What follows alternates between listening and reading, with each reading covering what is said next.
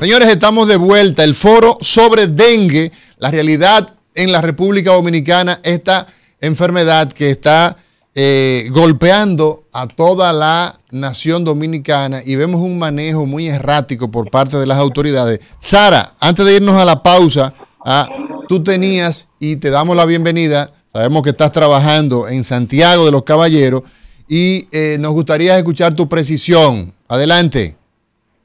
Sí, bueno, aunque entré un poco tarde, pero quería mencionar algo. Desde el punto de vista clínico, el dengue no, bueno, cuando un dengue se sale de lo que es su manifestación usual, que puede pasar, digamos, a 7 días, podría entrar en una clasificación de fiebre de origen a investigar, pero la definición de fiebre de origen a investigar es una fiebre de más de 7 días que luego de un examen físico y exámenes de gabinete de primera línea, usted no tiene un diagnóstico.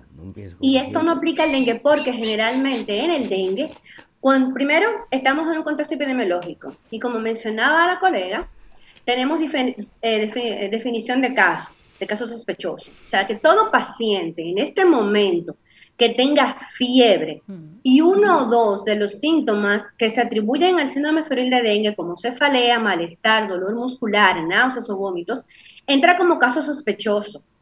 Claro, en ese síndrome febril hay diagnósticos diferenciales y corresponde al clínico, basado en historia, hacer incluso algunos laboratorios que le permitan hacer un diagnóstico diferencial, pero el nexo epidemiológico es importante, porque si yo tengo un niño ingresado con el diagnóstico de dengue, se lo confirmé por NS1 o por serología, y a los 3 días la madre o la tía me trae el hermanito de ese mismo niño que están en el mismo ambiente con una sintomatología similar, es muy o sea, yo tengo que pensar que es dengue. ¿Dónde y tratarlo, escúchame, Sara, y tratarlo como dengue. Estoy de acuerdo también, el doctor Nelson Rodríguez lo sabe, o sea, la notificación muchas veces se retrasa porque hay mucha información, o sea, no, hay muchos pacientes que se manejan en su casa, no entran al sistema, hay muchos colegas que no notifican, eso se queda fuera del sistema también. Otra cosa también que se ve es que hay una mala costumbre en algunos centros de no cambiar diagnóstico, si me explico. Yo recibo al paciente como dengue y se entra, bueno, sospechoso de dengue. Pero cuando le hago una prueba, por ejemplo, de influenza, o le hago un cultivo y resulta que en ese cultivo tiene una sepsis bacteriana, por ejemplo, hay bacterias que te pueden producir en el hemograma cambios similares a lo que produce el dengue, con leucopenia, con trombocitopenia y datos de inflamación generalizada. Entonces, ¿qué pasa? El paciente tiene la infección, probablemente la estaba incubando también, pero yo no cambio el diagnóstico y se sigue manejando y se sigue el dengue y tiene antibiótico y sigue el dengue, quizás lo mató el shock séptico, pero sigue el diagnóstico de dengue. Sí estoy de acuerdo con el doctor Rodríguez que si yo digo que el paciente no murió de dengue, debo decir sí de que murió. Porque muchos países notifican tasa cero de mortalidad de dengue y se entiende que muchos de esos países que no se les muere ningún dengue podrían estar mintiendo. Porque si bien es cierto que la tasa de mortalidad del dengue es baja, no es menos cierto que sí, el dengue por sí solo tiene capacidad de producir la muerte en un paciente, incluso hasta siendo manejado adecuadamente. Pero lamentablemente no puedo estar de acuerdo en decir que cuando yo tengo un paciente con dengue tengo que manejarlo como fiebre de origen a investigar, puesto que el paciente de dengue no entra en esa definición, ya que la fiebre de origen a investigar es una fiebre.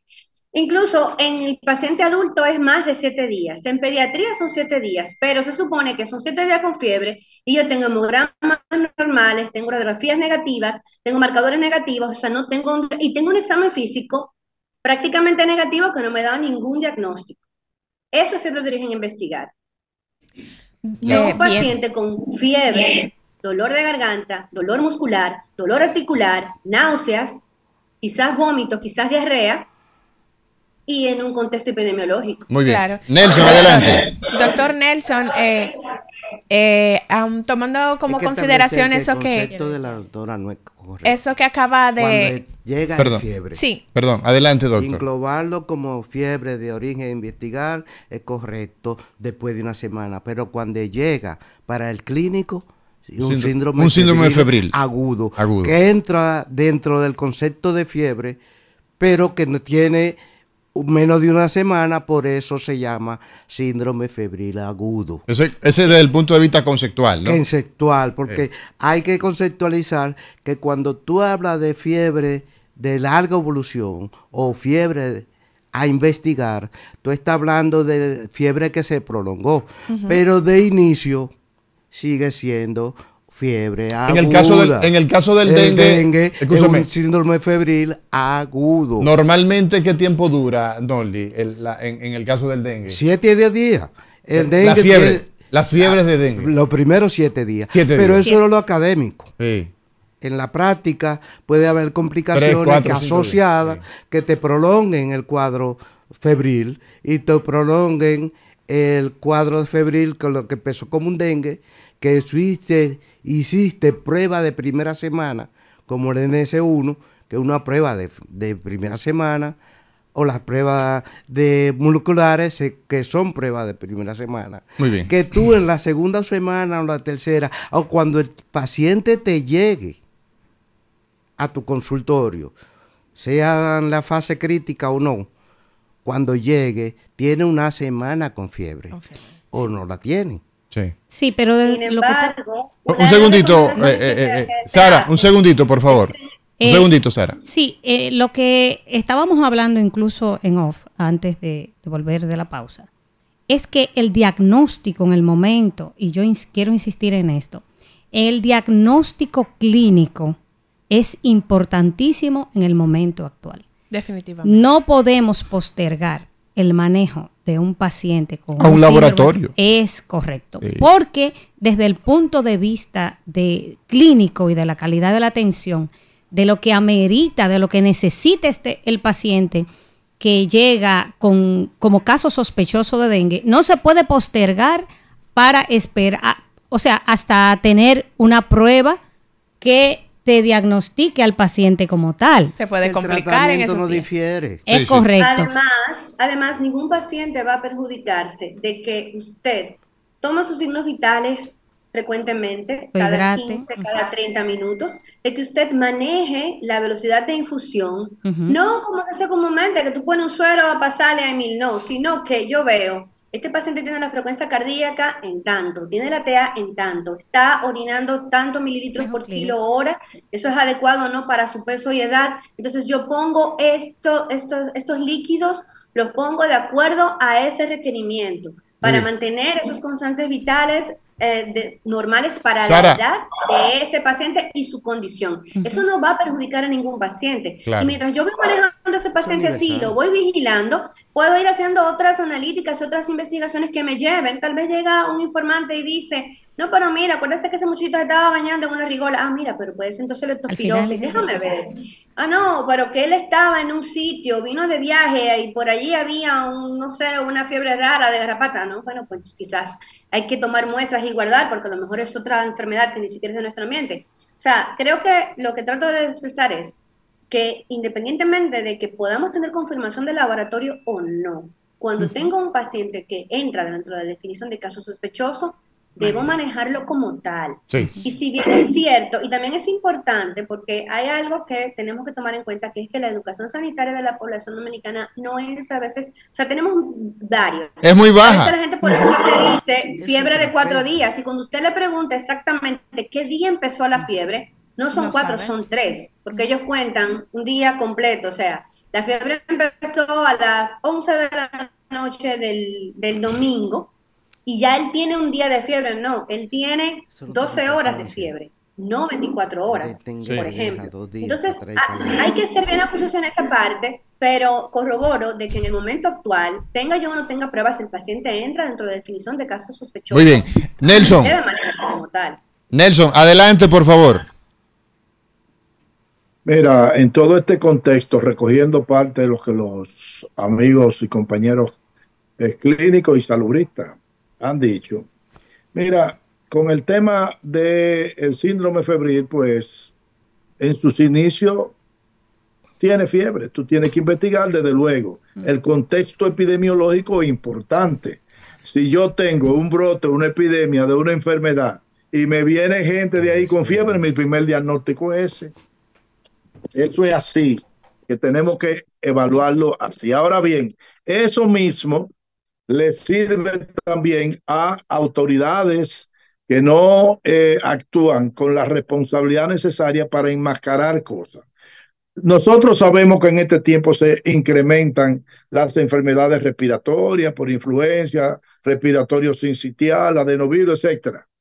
Bueno, ahora yo tuve de viaje y hace mes y medio más o menos. Y hace mes y medio el dengue estaba bajando. Y cuando vengo lo encuentro bajando, pero con una realidad diferente. Entonces ahora la razón de que está bajando es que lo que se están incrementando son las infecciones febriles por problemas de tipo respiratorio, por virus de temporada. Entonces, lamentablemente tú no tienes confiabilidad en las estadísticas que estamos teniendo. Y es verdad, ahí se perdió un boletín, si mal no recuerdo, creo que el 39. Es decir, tú tuviste hasta el 38, saltaron 40, 41 y el 39. ¿Qué pasó? Entonces, miren, señores, lamentablemente, ahora mismo estamos teniendo una situación parecida con lo que aparenta ser un brote de cólera por allá por Barahona, en la Ciénega. Entonces, ¿qué resulta? Que inmediatamente las autoridades desmienten que se trata de cólera. ¿Y qué dicen? Que de lo que se trata es de casos de amebiasis y de desintería por Shigella. Óigame, mi hermano, si hay muertos, varios muertos, como está notificando la población, la posibilidad de que sea cólera es sumamente alta. Y entonces, ¿qué ocurre con eso? Oye, que las medidas que tiene que tomarse son diferentes.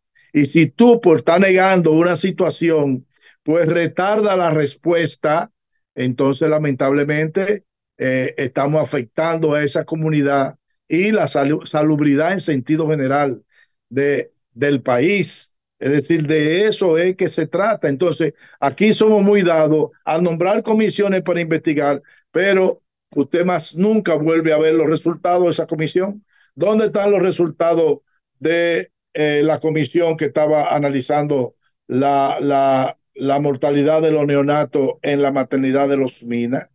Eso se quedó en el tapete. Bastó con que los casos que se mediatizan, Nelson, una vez ya pasa el fragor de la información, se le da cristiana sepultura. Así mismo, y como vivimos de crisis en crisis, una tapa la anterior. Y entonces no darle tiempo a eso, que ahorita viene otra cosa y nos ocuparemos de otra cosa. Pero lamentablemente esa es la situación que tenemos hoy en día en el país desde el punto de vista de las actuaciones. Tal y como decía la doctora, existe lo que se llama la estrategia de gestión integrada del dengue. Y eso está ahí definido paso por paso. Bajo esa alerta de la OMS, OPS, de que en este año, la última vez que tuvimos un pico elevado de dengue fue en el 19. Así es. De modo que usted tenía que pensar que estábamos ya dentro de el tiempo en la que se da. Entonces hubo una alerta. Eso unido al tema del cambio climatológico, el incremento de la temperatura, la existencia de los mosquitos, la disminución del periodo de incubación del huevo. Es decir, el mosquito de huevo a adultos se acorta en tiempo de calor. Entonces, ¿qué resulta? En ese momento, usted no ve cuando se avisa que viene un ciclón y salen entonces a podar los árboles para evitar que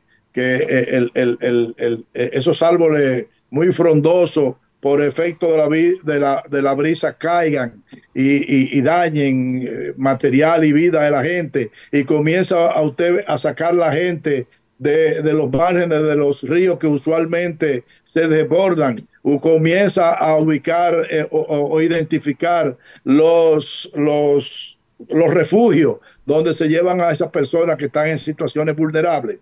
Exactamente lo mismo existe para el tema del dengue. Si desde enero que se sabía, se hubiese comenzado una campaña primero de educación que ha estado ausente hasta estos días, de cómo, qué es lo que es la enfermedad y cómo se evita, qué es lo que es el mosquito, cómo se eliminan, cuáles son los criaderos de mosquitos, cómo se eliminan los criaderos de mosquitos, el saneamiento básico y haciendo operativos de descacharización unido con los ayuntamientos y medio ambiente para eliminar todo tipo de recipientes que acumula agua y que eventualmente se puede convertir en criadero de mosquitos, en la capacitación de los médicos para el manejo del dengue. Yo tengo una con esa, porque no es verdad que todos los médicos saben manejar dengue grave, no es verdad. Esto es parte de la falencia actual que estamos teniendo en medio de esta situación. ¿No, Lisneut? Además, doctor, parte de la estrategia o de lo que se está haciendo ahora que hace que disminuyan los casos es el tema de la realización de las pruebas. Todos escuchamos que el ministro de Salud, incluso en una de las ruedas de prensa, que acostumbra hacer los miércoles, ¿verdad? Sí. Este ministerio expresó que se estaban realizando pruebas a todos los pacientes. Pero ¿cómo va a ser que se le están realizando pruebas a todos los pacientes?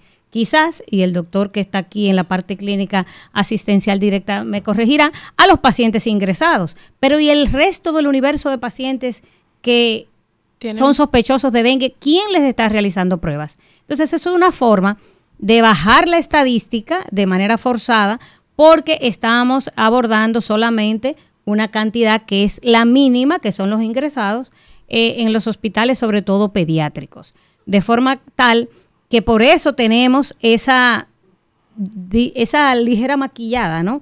A la información real sobre los casos de dengue en la República Dominicana. Bueno, señores, tenemos que irnos a una pausa y entonces cuando regresemos tenemos que decirle a la población qué debe hacer frente a esta enfermedad que nos azota, de manera que ellos puedan tener una idea práctica de qué se debe hacer cuando aparecen casos de fiebre en medio de una epidemia como en la que nos encontramos, a dengue en la República Dominicana.